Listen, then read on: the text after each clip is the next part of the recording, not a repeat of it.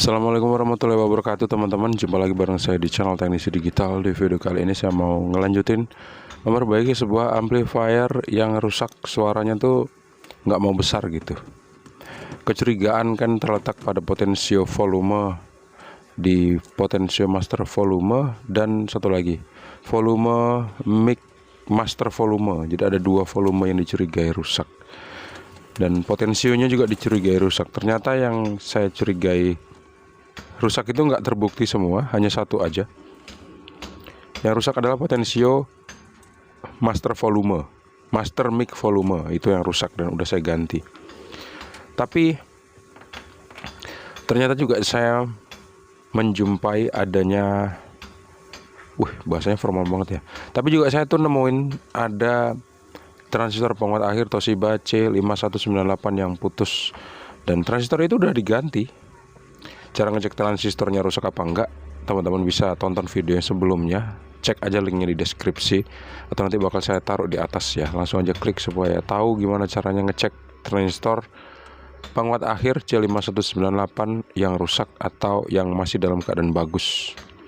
Begitu transistor penguat akhir itu udah diganti dengan yang baru, habis itu dihidupin, hasilnya tuh nggak maksimal, masih ada suara greg gitu loh. Itu sih semacam ada solderan yang lepas gitu, kalau menurut analisa saya sih.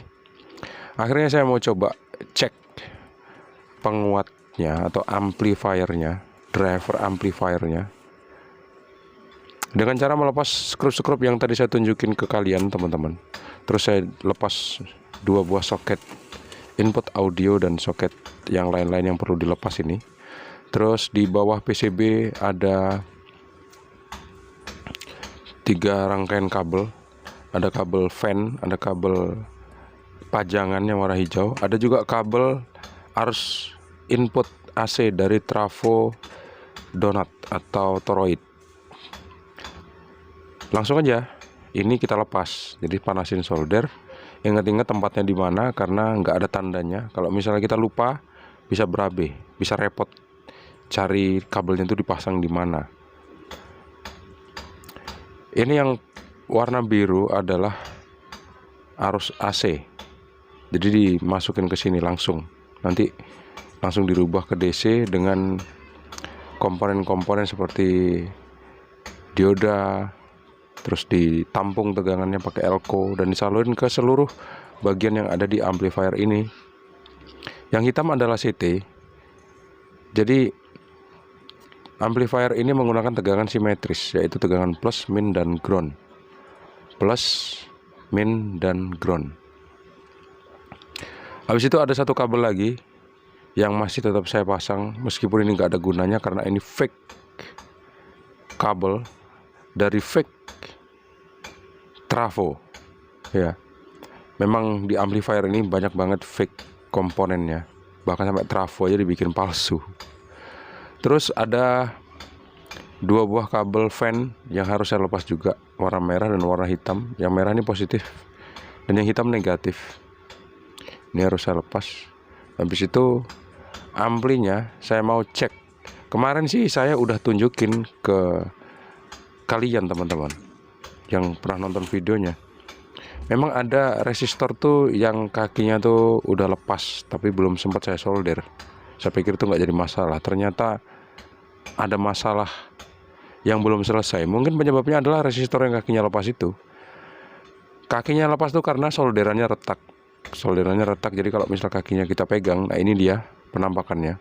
Ini kalau kita deketin kelihatan rusaknya. Kalau misalnya saya gerakin resistornya, kakinya tuh bergerak, artinya tuh dia udah nggak nempel lagi. Jadi ini harus disolder ulang. Nah, untuk PCB yang udah tua dan solderannya tuh udah retak seperti ini, kalau cuman kita solder ulang, dia biasanya nggak bisa begitu aja sembuh. Ada tahap-tahap yang harus kita kerjakan sebelum kita melakukan solder ulang, yaitu membersihkannya menggunakan thinner spesial atau cairan-cairan ajaib. Jadi pakai sikat gigi seperti ini atau pakai kuas, tapi saya lebih suka pakai sikat gigi karena sikat gigi lebih keras. rambutnya daripada kuas. Kalau kuas tuh nggak keras teman-teman. Digosok-gosok kayak gini ya.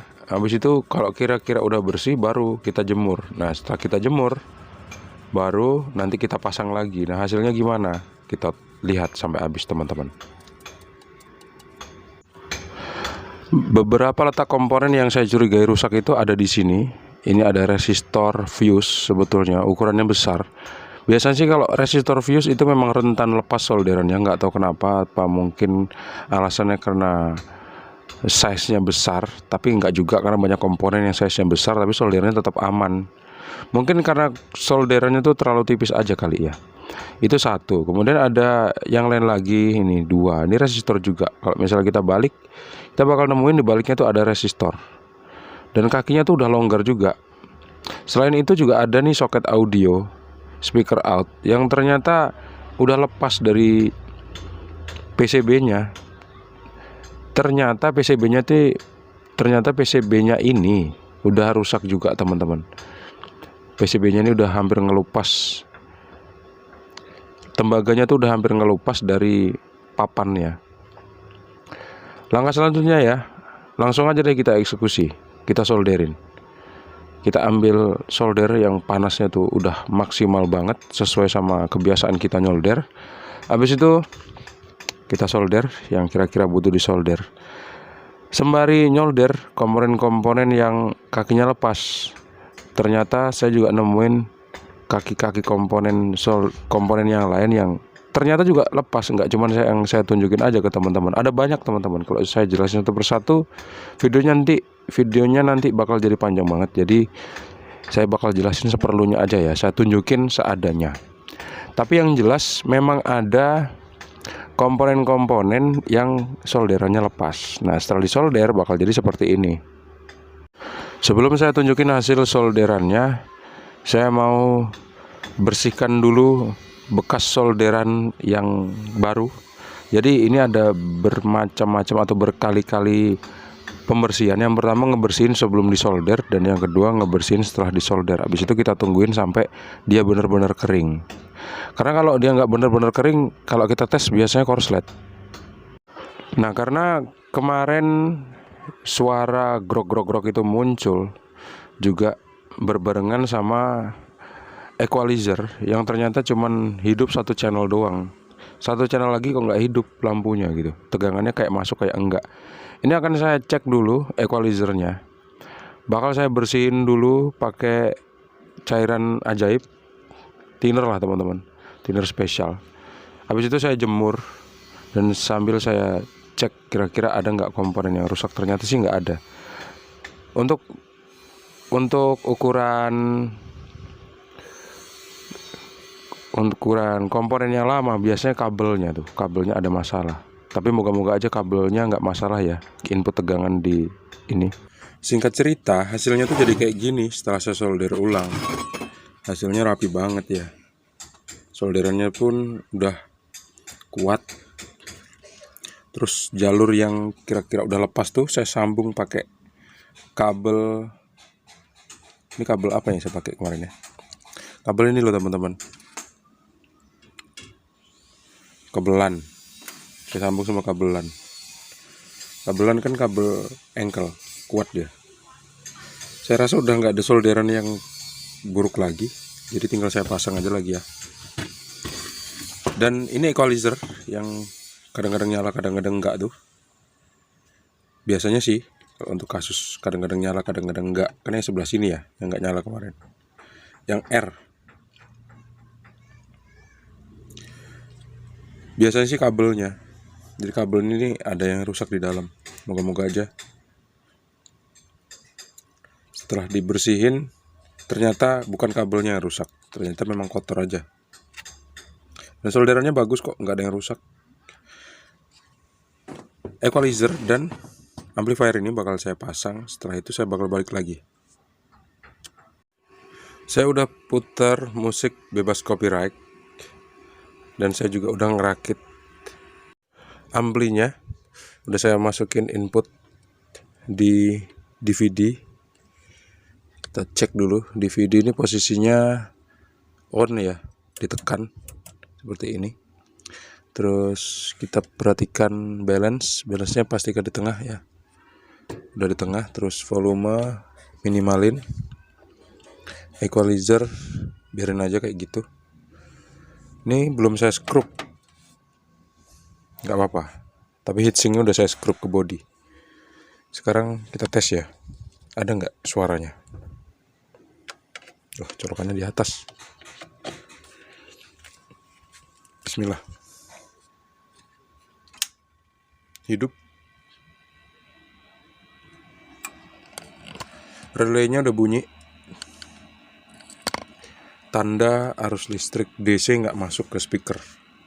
Sekarang kita gedein volume. Volumenya setengah sekarang ya.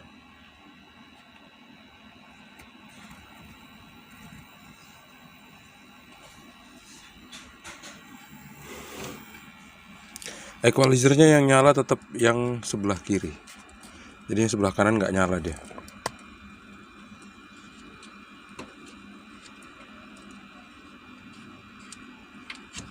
Oh iya, bentar. Equalizernya ini kalau kita mau fungsikan, kita harus pasang pinnya dulu ya.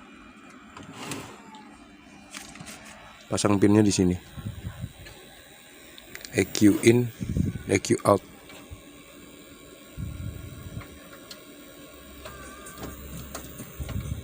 Ada suaranya nih.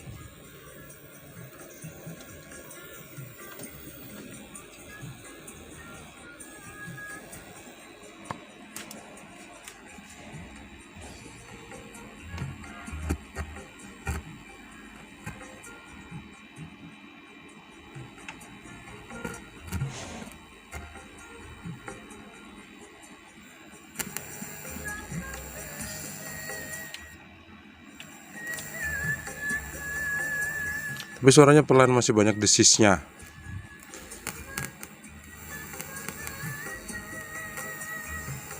Ini Sotia nih.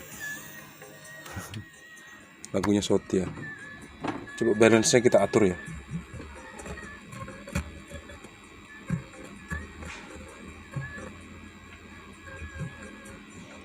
Kayaknya potential balance-nya juga ada masalah nih.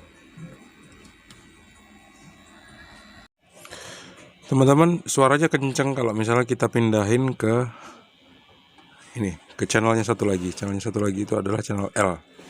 Dan yang hidup di equalizer ini kan memang channel L ya.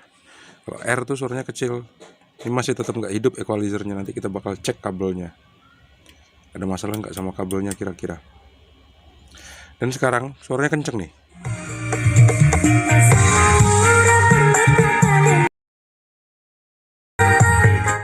Nah, segitu kan kencengnya. Jadi udah ketemu penyakitnya. Ada masalah di penguat akhir, satu transistor rusak. Sekarang suaranya kenceng di L. Sedangkan di R suaranya pelan. Kita akan cari titik permasalahannya tuh ada di mana sebetulnya. Kalau kita perhatikan di bagian depan ini kan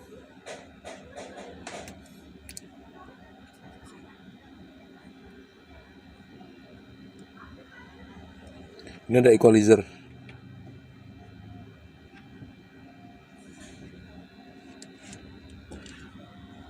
Terus di bawahnya ada volume mikrofon teman-teman. Ini kalau kita gedein,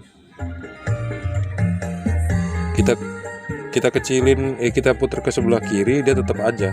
Tapi kalau kita putar ke kanan suaranya habis. Memang kayak gitu, ini kan balance ya.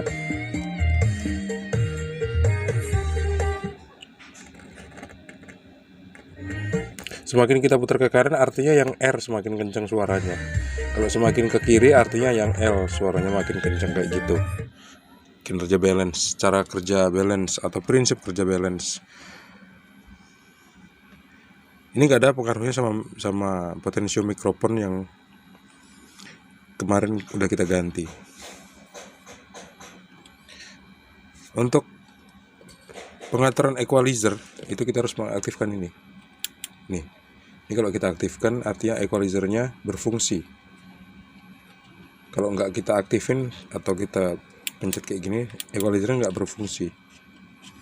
Tapi equalizernya untuk channel R ini masih bermasalah, masih nggak hidup.